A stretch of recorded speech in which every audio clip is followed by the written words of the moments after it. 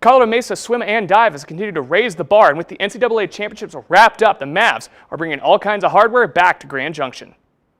Athlete of the Week, sponsored by the law office of Chadwick McGrady. It seems like every time we catch up with the Colorado Mesa Swim and Dive team, they keep one-upping themselves.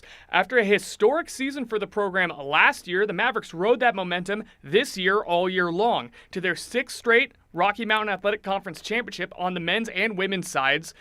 CMU Women became the first program in the RMAC ever to claim 6 conference titles, then just kept on rolling to the D2 National Championships in Ohio, despite a slight bump in the road, or rather, in the air. That was kind of interesting because our first flight was canceled, so I feel the team was still like in a good mood, even though like we were like concerned because we didn't know what was going to happen. And from Grand Junction, the flights are pretty not consistent, I would say.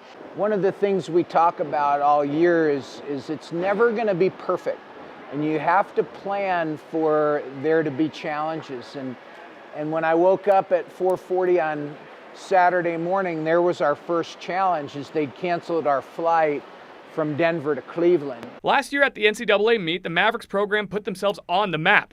Now this time around, they cemented themselves as a power program. The women's team took 7 first-place finishes, tied for the most at the meet, and took 2nd place in the standings, the most for the program or any RMAC program. Highlighted by Benedict Nagy and Agata Naskrent taking multiple national titles. Of my events, I would say was my 200 IM.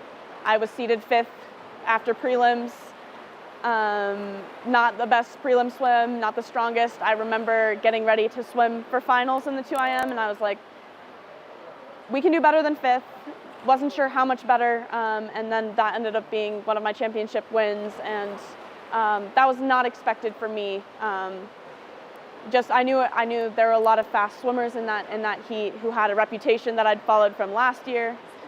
So very proud of that event. So I'm not a 200 person, so I was the most nervous about 200. But it went so good. Like that was my best time, even converted to a short course. That was a really amazing time. I did my personal best, so I was really excited about this race and very nervous before. And also apparently making some fashion statements on the podium. What was the deal? It's a party, it's a vibe.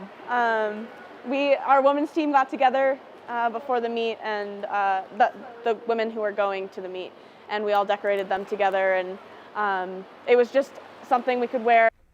On the men's side, the Mavericks got a star performance from their star swimmer. Ben Sampson has been featured more on Athlete of the Week in recent years than anybody else, and justifiably so. After being named Division II Men's Swimmer of the Year for a 2nd year in a row, and setting an NCAA Division II all-time and championship record in both the 400-yard individual medley and 200-yard backstroke, he now has won 6 national titles over the last 2 seasons, tied for the most of any Maverick athlete ever. I think it was actually more pressure as the meet went on.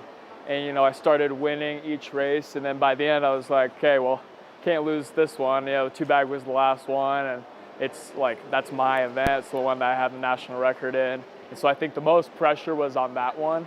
But as each race went on, it was like, okay, one and done. Let's, move on to the next one and just try and do my job, I tried to at least leave a legacy here. And this team was, really bad when I got here, and we didn't have a national presence at all. And so the fact that we're leaving, I'm leaving this place better than I found it, is what I take the most pride in, I think.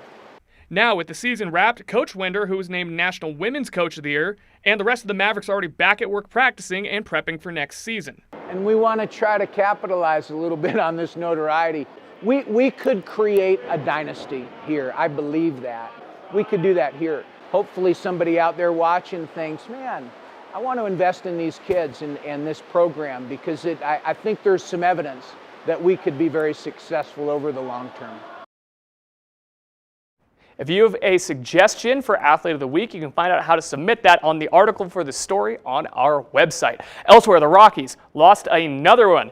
Coming back against the Cubs late, but ultimately losing 9-8, they're going to head back to the Front Range for their home opener against Tampa on Friday. But for now, that'll do it for your look at sports. We'll be right back.